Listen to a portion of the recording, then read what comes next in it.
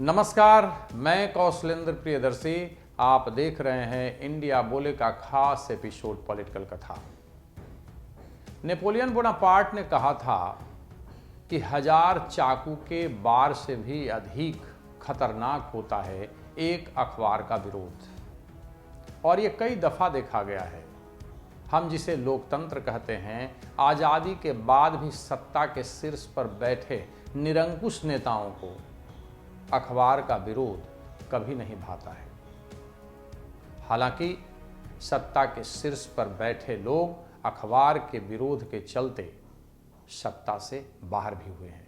आज एक ऐसी कहानी हम आपको सुनाने जा रहे हैं कि जब एक संपादक ने एक मुख्यमंत्री के खिलाफ, जो बिल्कुल निरंकुश था, मोर्चा खोला तो उसे दीन दहाड़े उसके घर से उठवा लिया। यहां तक कि उस मोहल्ले वालों और उसके परिवार वालों तक को पता नहीं चला। अंत में सुप्रीम कोर्ट को हस्तक्षेप करना पड़ा और फिर पुलिस ने संपादक को दिल्ली सुप्रीम कोर्ट ले जा करके पेश किया। उसके बाद का किस्सा तो और खतरनाक है। सुनिए इस कहानी को। जी, 6 नवंबर 1991 की सुबह संपादक जी मॉर्निंग वॉक पर निकलने वाले थे। अपनी पत्नी से कहा कि मैं कुछ ही देर बाद मॉर्निंग वॉक कर लौट आता हूं।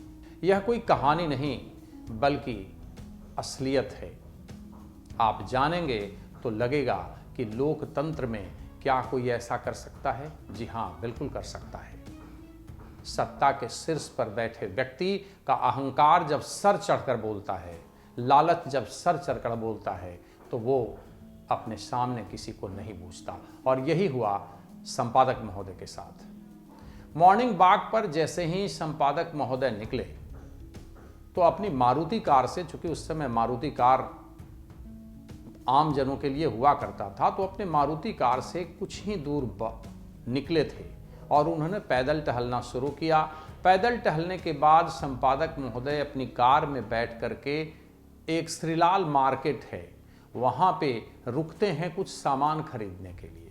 उसी दौरान गली में छिपे हुए कुछ लोग उन्हें बुरी तरह दबोच लेते हैं और टांग कर उन्हें गाड़ी में ले जाते हैं और फिर रफू चक्कर हो जाते हैं।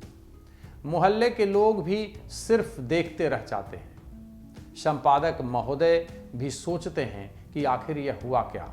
एक बार कि उन्हें लगा कि मेरा अपहरण हो गया है। तब तक मोहल्ले वालों ने उनकी पत्नी को खबर दी। उनका नाम संगीता वैद्य था। संपादक का नाम भी आपको बता देते हैं, उनका नाम राजेंद्र कुमार वैद्य था। पत्नी भी बदहवास हो गई कि आखिर मेरे पति को कौन उठा ले गया। एक झटके में मोहल्ले वाले भी कुछ बताने को तैयार नहीं थे कि आखिर संपादक का अपहरण हुआ है या पुलिस ले गई है। लेकिन अभी सब कुछ खुलना बाकी था। यह सब कुछ इतनी तेजी से हुआ था कि संपादक महोदय के मोहल्ले वाले और उनके परिवार वालों को कुछ सोचने का मौका नहीं मिला। लेकिन सब किम कर्तव्य विमूढ़ थे। आखिर किया क्या जाए। संपादक को भी जिस गाड़ी में बैठाया गया था वो सरपट भागी जा रही थी। इसी दौरान संपादक की पत्नी संगीता वैद्य को यह शक हुआ कि हो न हो, जिस तरीके से हमारे पति संपादक महोदय ने मुख्यमंत्री के खिलाफ मोर्चाबंदी की है, या जिस तरीके से वो घर में बात कर रहे थे, उसी का कोई इम्पैक्ट दिख रहा है। और उन्हें यह बिल्कुल शुभा हुआ कि मुख्यमंत्री ने ही उन्हें उठवाया है। अब कहानी को हम दूसरी तरफ लेके चलते हैं, मतलब इसको थोड़ा सा खोलते हैं कि आखिर कहानी के अंदर में है क्या। आखिर कौन सा संपादक और कौन मुख्यमंत्री ने ऐसा काम किया। यह खबर पूरे शहर में आग की तरफ फैल गई। आनन फानन में संगीता वैद्य उस शहर के थाने पहुंच जाती हैं और एसएसपी को कॉल लगाती हैं। एसएसपी कॉल उठाते हैं। उनको इस संबंध में इत्तला दिया जाता है कि हमारे पति और इस शहर के प्रमुख, या राज्य के कह लें, राज्य के प्रमुख समाचार पत्र के संपादक को उठा लिया गया है। लेकिन कुछ ही देर बाद एसएसपी महोदय ने पलटकर संपादक की पत्नी को जवाब दिया कि उनका अपहरण नहीं हुआ है, बल्कि उन्हें दूसरे राज्य की पुलिस उठा ली गई है। जी हाँ, दूसरे राज्य की पुलिस उठा ली गई है। संपादक महोदय की पत्नी संगीता वैद्य ने इसकी सूचना तत्काल राज्य के गृह सचिव को भी दी। गृह सचिव ने दूसरे राज्य के गृह सचिव से ऐतराज जताते हुए कहा कि अगर किसी संपादक या किसी भी व्यक्ति को गिरफ्तार करना था तो ये जाहिर सी बात है, प्रोटोकॉल है कि आप स्थानीय पुलिस को जरूर सूचित करते। ये करना एक अपराध है और ये कानून का उल्लंघन है।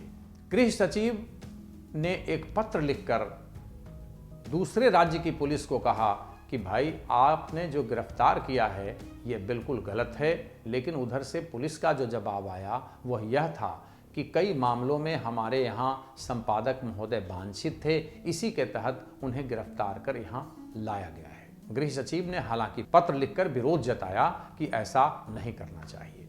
अब इसे यूं समझिए, संपादक थे राजकुमार वैद्य और बिहार से सटे सिलीगुड़ी का शहर था जहां जनपद समाचार चलता था। वो दूसरा, आप सिक्किम में भी वो चलता था और उसका दूसरा ब्रांच जो है वो सिलीगुड़ी में खोला गया था। वहां स्थानीय संपादक थे राजेंद्र कुमार वैद्य। उनके साथ एक घटना घटी थी और वो निरंकुश मुख्यमंत्री का नाम था सिक्किम का नरबहादुर भंडारी, जो अपने सुकर्मों और कुकर्मों के लिए कुख्यात थे।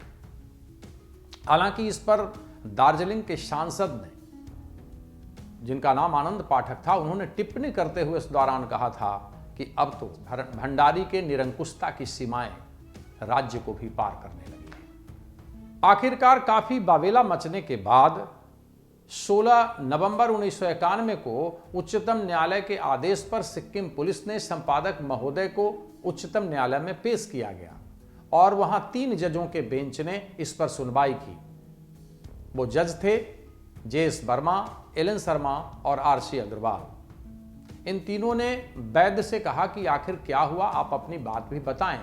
वैद्य ने इसका रहस्योद्घाटन करते हुए कहा कि हम लगातार नरबहादुर भंडारी के भ्रष्टाचार के खिलाफ लेख लिख रहे थे और उसका परिणाम है कि वो हमें लगातार धमकियां दिलवा रहे थे और अंततः आज वो दिन आ गया जब उन्होंने मुझे गिरफ्तार करवा दिया।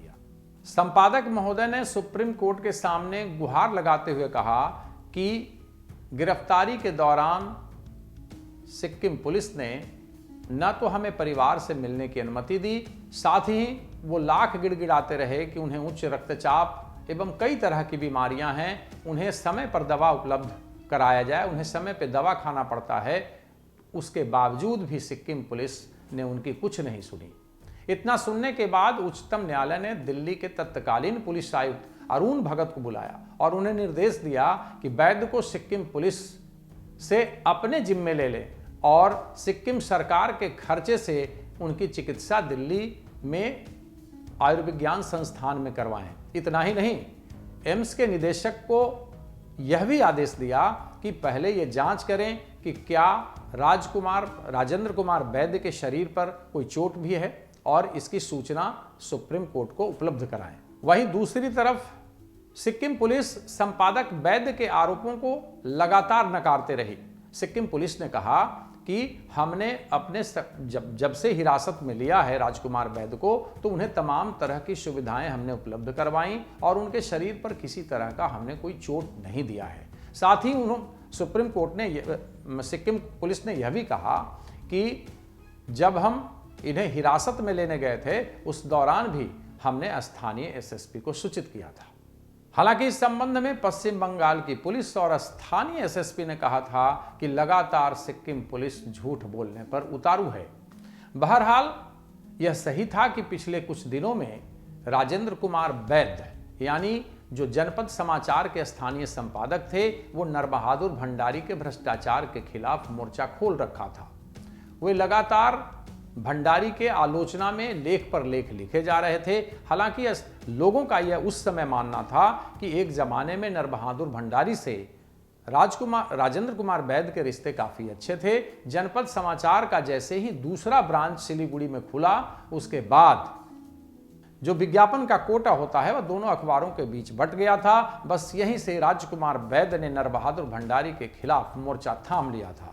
लेकिन कुछ लोगों का यह कहना है कि नहीं, ऐसा कुछ नहीं था। जो अखबार के लोग थे और जो बाकी पत्रकार लोग थे उनका कहना था कि ऐसा कुछ नहीं था, चूंकि शुरू के दौर में नरबहादुर भंडारी के भ्रष्टाचार का जो कारनामा था उसकी जानकारी हम लोगों को नहीं थी। जैसे जैसे नरबहादुर भंडारी के भ्रष्टाचार के कारनामों का पता लगते गया, हम लोगों ने उसका पर्दाफाश करना शुरू किया और इसी का परिणाम था कि एकदम निरंकुश हो चुके मुख्यमंत्री, जो हमेशा भ्रष्टाचार में लिप्त रहते थे, उनके भ्रष्टाचार के किस्से पूरे देश में लोगों की जुबान पर थे। और अगर इस स्थिति में कोई समाचार पत्र या समाचार पत्र का संपादक उनके खिलाफ लगातार आलेख लिखने लगा तो उन्हें लगा कि यह हमारा जो आधार है, हमारा जो आधार वोट बैंक है, उसे नष्ट करने की कोशिश कर रहा है। उसी में नरबहादुर भंडारी ने दूसरे राज्य में भेजकर, अपनी पुलिस को भेजकर वहां से संपादक को गुंडा के स्टाइल में उठवा लिया। जी हां, यह कहानी थी कि एक सीएम जब निरंकुश मिजाज का होता है तो कैसे उसे अखबार का बार सहन नहीं होता है और वो संपादक को अपने राज्य नहीं बल्कि राज्य की सीमा पार कर उसे दूसरे राज्य से उठवा लेता है और बगैर स्थानीय पुलिस को सूचना दिए हुए फिर सुप्रीम कोर्ट को हस्तक्षेप कर उसे बचाना पड़ता है। अगली दफा किसी और राजनेता की कहानी से आपको रूबरू करवाएंगे। तब तक के लिए धन्यवाद।